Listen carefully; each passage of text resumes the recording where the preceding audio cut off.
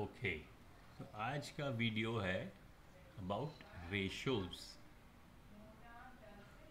Ratio, तो हम समझेंगे कि रेशो क्या होता है। और वो रेशो भी एक प्रकार से फ्रैक्शन ही है, लेकिन वो फ्रैक्शन से कैसे डिफरेंट है। और उसके बाद हम एक खास टाइप का रेशो पढ़ेंगे जिसको हम रेट भी बोलते हैं। तो ये दो चीज़ें हम आज सीखेंगे। तो इसके लिए हम एक वीडियो देखेंगे मैथमेटिक्स का, जो हमारे रॉब सर हैं, उन्होंने काफ़ी अच्छी तरीके से समझाया है। तो उसी वीडियो से हम समझने की कोशिश करते हैं। ठीक है, तो वो मैं आपको वीडियो दिखाता हूँ। इस वीडियो को हम यहाँ पे स्क्रीन पे लाते हैं। फिर मैं ला रहा हूँ, उसको ड्रैग कर रहा हूँ यहाँ पे, और अब हम यहाँ पे एक्सप्लेन करते हैं।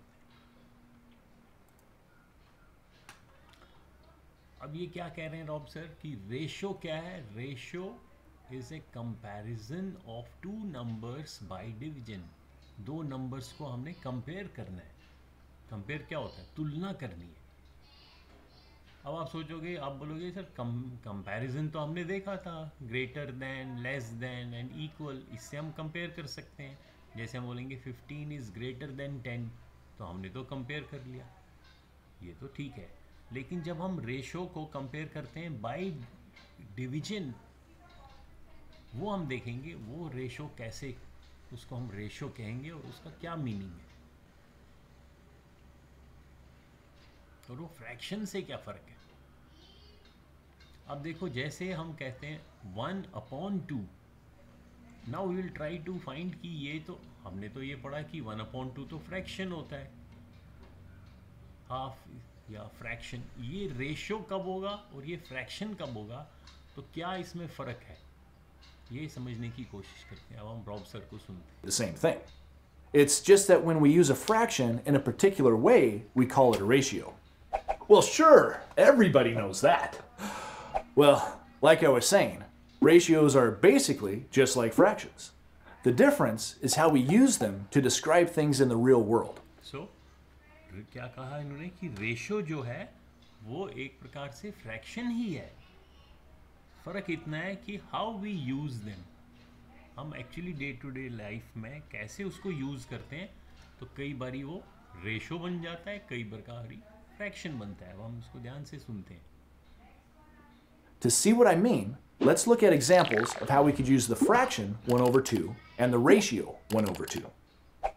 Mathematically, these are both the same thing. So They're just the mathematically division same है। problem, 1 divided by 2. But in the case of the fraction, we usually treat it as if it's just a single number. For example, at lunchtime, you might eat one sandwich, or if you're really hungry, you might eat 2 sandwiches. But if you're not very hungry, you might just have half a sandwich. We can use the fraction 1/2, just like we use 1 or 2 to show how many sandwiches you eat. It's just that in the case of 1/2, we know that it's only part of a sandwich. सो जब हम fraction लिखते हैं 1/2, वो भी एक प्रकार से एक नंबर ही है। जैसे ये दिखा रहा है 1 सैंडविच, ये दिखा रहा है 2 सैंडविच, ये दिखा रहा है हाफ सैंडविच। सो जो फ्रैक्शन है वो एक नंबर है, उसका वैल्यू कम हो गया है, हाफ रह गया, लेकिन है फ्रैक्शन। रेशो कब बनेगा, अब देखो।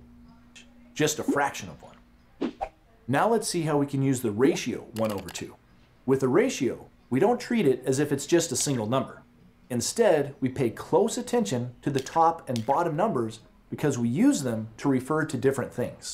सो जब अगर हम 1/2 को एक ही नंबर एक एज ए नंबर मानते हैं, तो देखो इसीलिए इन्होंने एक सिंगल सर्कल बनाया, ये एक नंबर बन गया, तब तो फ्रैक्शन है। लेकिन जब हम 1/2 को अलग अलग नंबर मानते हैं, यानी कि इन दो नंबर का आपस में हम क्या दिखाते हैं, रिलेशन, इनका आपस में रिलेशन दिखाते हैं, तब इसको हम रेशो कहेंगे। अब ध्यान से देखो, एग्जाम्पल से एकदम क्लियर हो जाएगा।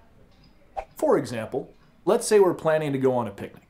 And for every 2 people that are going on the picnic, we're only bringing 1 sandwich. So he says for every 2 person means हर 2 आदमियों के लिए।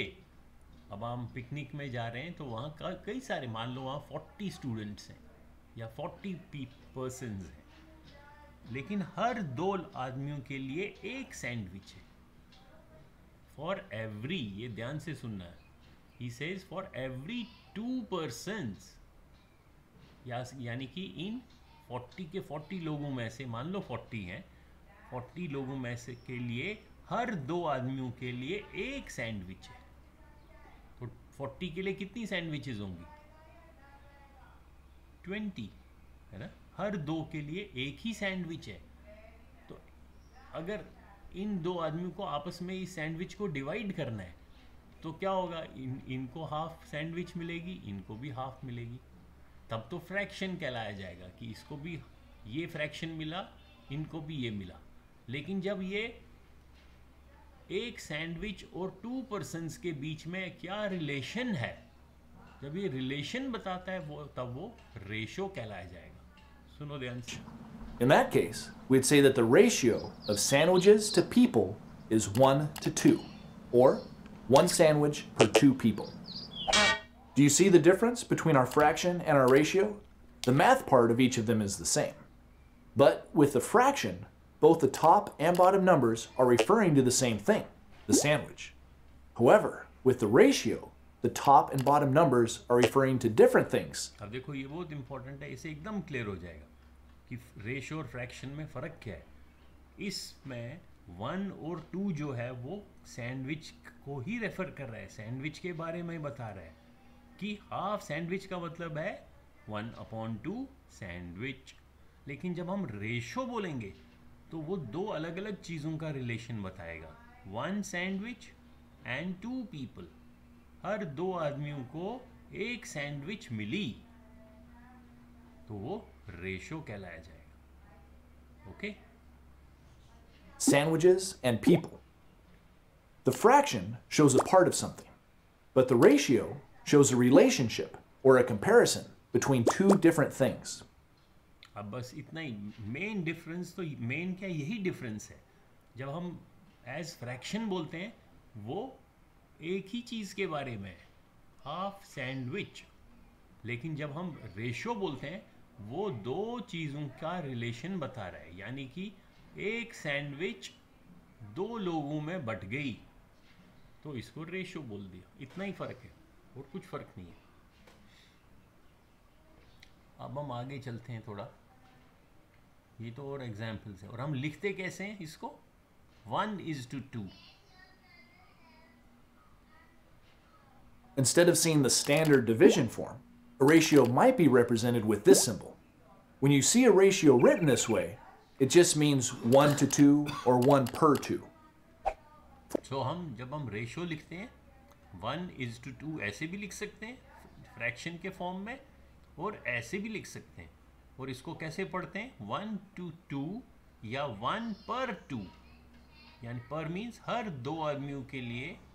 मैं पुरानी एग्जाम्पल की बात कर रहा हूँ, हर 2 आदमियों के लिए एक सैंडविच। तो इसको हम 1:2 बोलेंगे और 1 per 2 भी बोल सकते हैं। और जब हम मैथमेटिकली लिख सकते हैं हम इसको 1/2 भी बोल सकते हैं।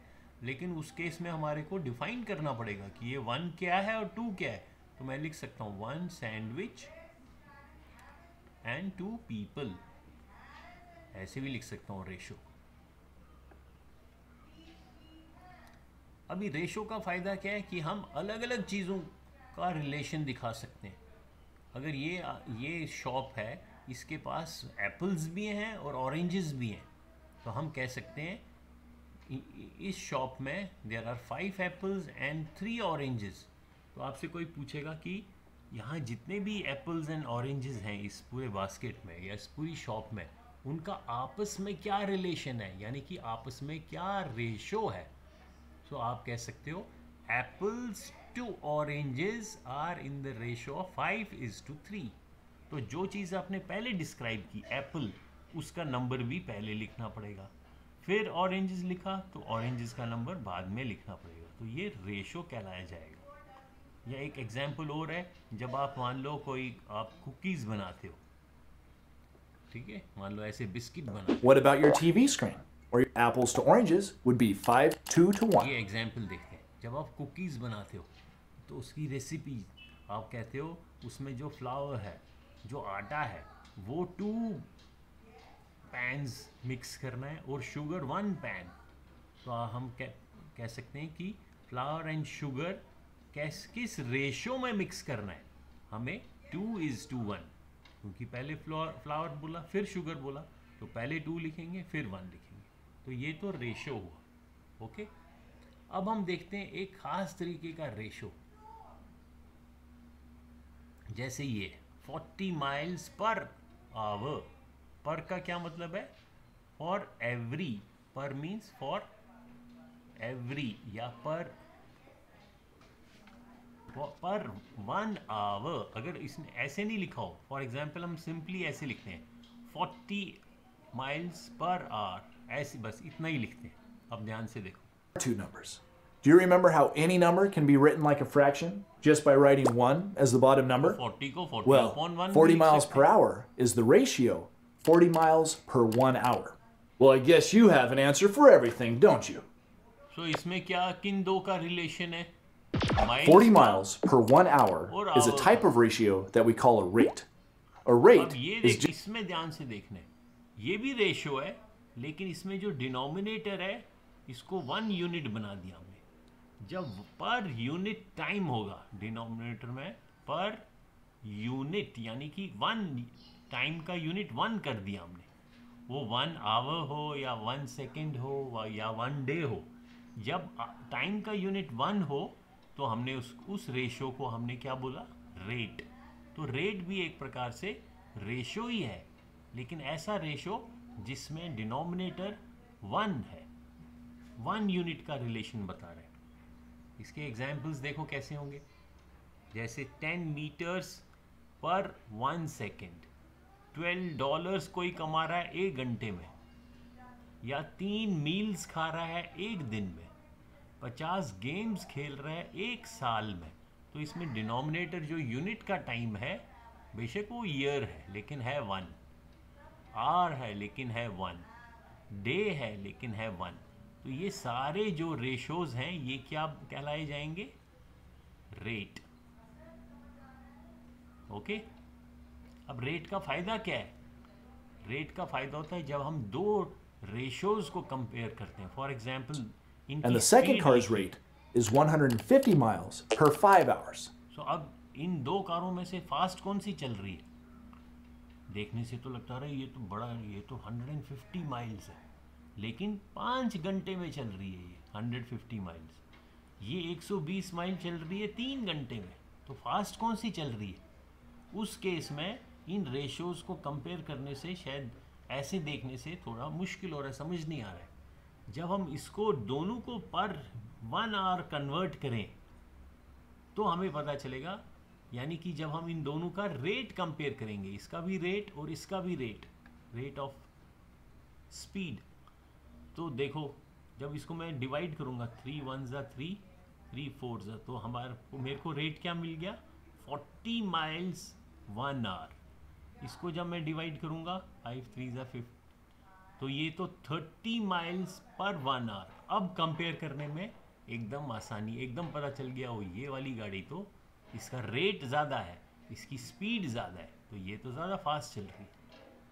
सो रेट का क्या फ़ायदा हुआ? कंपैरिजन में जब हम कंपेयर कर रहे हैं दो रेशोज़ को, तो रेट इजी है, रेट से हमें आसानी से पता चलेगा। ठीक है, तो ये तो हुआ जब हम रेट, हमने क्या क्या पढ़ा? रेशो पढ़ा और रेट पढ़ा। अब दूसरा इंपॉर्टेंट चीज़ इसमें समझने वाली ये चीज़ है कि जब हम किसी क्वांटिटी को डिवाइड करते हैं किसी एक रेशो में, फॉर एग्जांपल ये क्लासरूम है, अब ये समझना है, क्लासरूम में कुछ स्टूडेंट्स हैं, ठीक है, जैसे मान लो इसमें 5 स्टूडेंट्स हैं, इन 5 में से 2 जो हैं वो गर्ल्स हैं और 3 बॉयज़ हैं। तो मैं कह सकता हूँ व्हाट इज़ द रेशो, अब मैं पूछ सकता हूँ what is the ratio of girls, what is the ratio, what is the ratio of girls to boys. तो पहले गर्ल्स लिखा तो मैं गर्ल्स का लिखूंगा 2 इज़ टू बॉयज़ 3 है।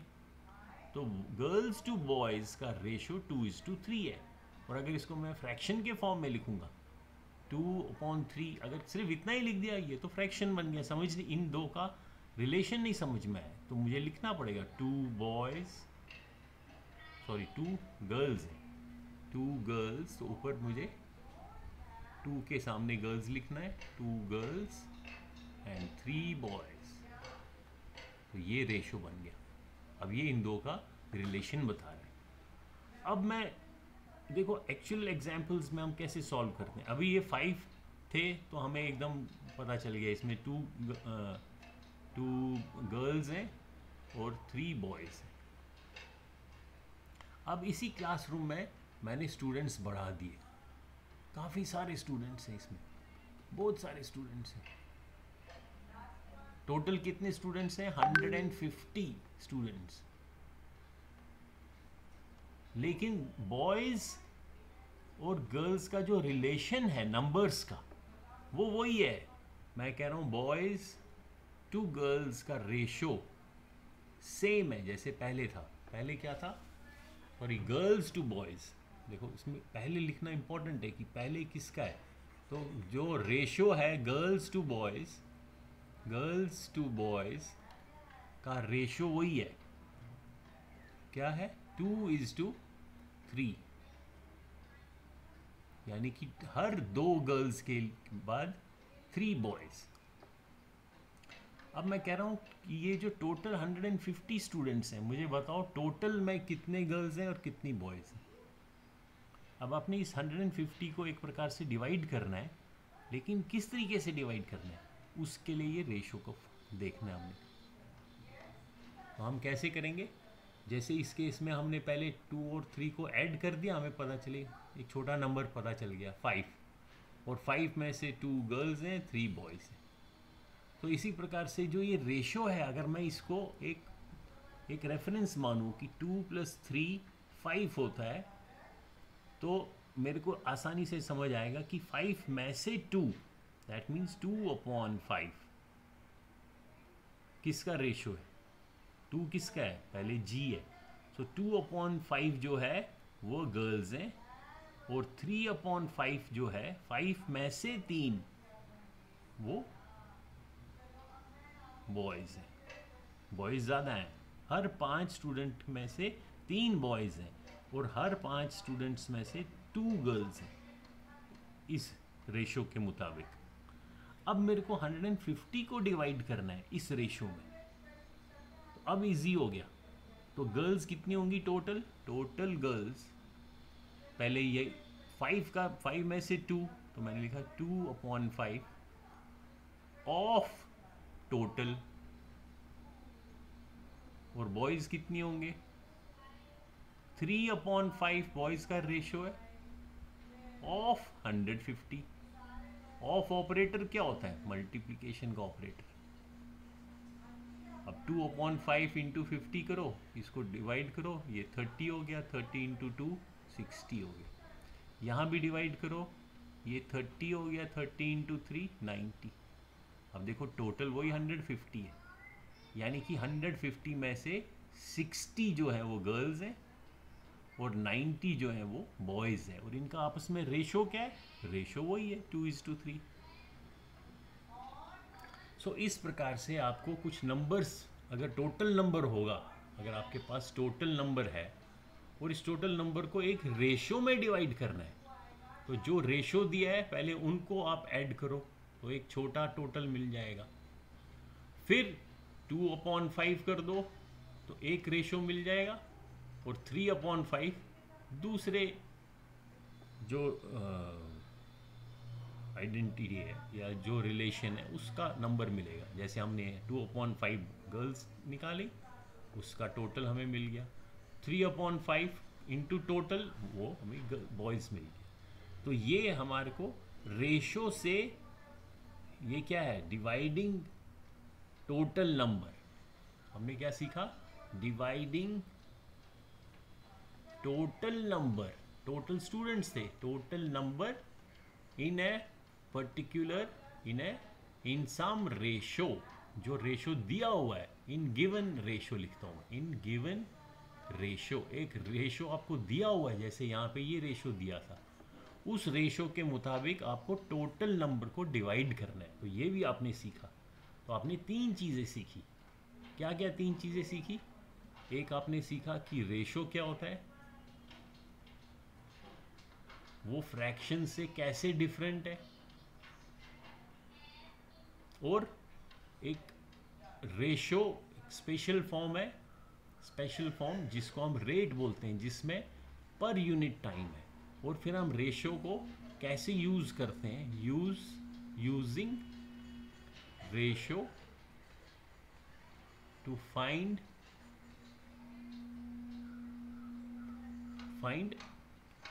using ratio in a total number। एक टोटल क्वांटिटी, एक टोटल नंबर है, उसको डिवाइड किया हमने, रादर हम लिखेंगे dividing total number in A given ratio. ये भी सीखा हमने, 3 चीज़ें सीखी आज। ये रेशो, और रेशो फ्रैक्शन से कैसे डिफरेंट है, और रेट। ओके, चलो बाय।